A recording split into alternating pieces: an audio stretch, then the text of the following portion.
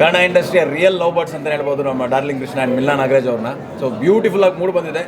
ಹೊಸದಾಗಿ ಮದುವೆ ಆದವ್ರಿಗಂತೂ ಸೂಪರಾಗಿ ಕನೆಕ್ಟ್ ಆಗುತ್ತೆ. ಬೇಸಿಕಲಿ ನನಗೆ ಸಿಕ್ಕಾಪಟ್ಟೆ ಸಖತ್ತ ಕನೆಕ್ಟ್ ಆಯಿತು. ಎಲ್ಲೆಲ್ಲಿ ಜಗಳಗಳಾಗ್ತವೆ, ಎಲ್ಲೆಲ್ಲಿ ಹೊಂದಾಣಿಕೆ ಆಗ್ತವೆ ಅನ್ನೋದನ್ನು ಒಂದು ಬ್ಯೂಟಿಫುಲ್ ಲೈಫ್ ಲೆಸನ್ನ ತಿಳಿಸ್ಕೊಡೋವಂಥ ಸಿನಿಮಾ ಅಂತಲೇ ಹೇಳ್ಬೋದು. ಈ ಹಿಂದೆನೇ ಬ್ಯೂಟಿಫುಲ್ಲಾಗಿ ಅವರು ಸಿನಿಮಾ ಮಾಡಿದೆ. ಆ್ಯಂಡ್ ನಾನು ಅವ್ರಿಗೆ ಪರ್ಸ್ನಲಾಗಿ ಮೆಸೇಜ್ ಹಾಕಿದ್ದೆ, ಫೆಬ್ರವರಿ ಮಂತ್ ಡಾರ್ಲಿಂಗ್ ಕೃಷ್ಣ ಅವ್ರದ್ದೇ ಅಂತ. ಸೊ ಲವ್ ಮಾಕ್ಟೇಲ್ 1, 2 ಅದೇ ಮಂತಲ್ಲೇ ಬಂದಿದೆ. ಸೊ ಇದೇ ಮಂತಲ್ಲಿ ಬಂದಿರೋದು ಹ್ಯೂಜ್ ಸಕ್ಸಸ್ ತಂದುಕೊಡ್ಲಿ. ಆ್ಯಂಡ್ ಕನ್ನಡ ಸಿನಿಮಾಗಳು ಇನ್ನೂ ಹೆಚ್ಚಿನ ಸಂಖ್ಯೆಯಲ್ಲಿ ನೋಡಿ ಎಲ್ಲರೂ ಹರಿಸಿ ಹಾರೈಸಿ ಅಂತ ಕೇಳ್ಕೊಂಡ್ರೆ. ಆ್ಯಂಡ್ ಯಾರ್ಯಾರು ಲವ್ ಮಾಡ್ತಿದ್ದೀರಾ, ಮದುವೆ ಮಾಡ್ಕೋಬೇಕು ಅಂತಿದ್ರೆ ಅವರು ಖಂಡಿತವಾಗ್ಲಿ ನೋಡಬೇಕಾಗಿರೋಂಥ ಸಿನಿಮಾ ಲವ್ ಬರ್ಡ್ಸ್.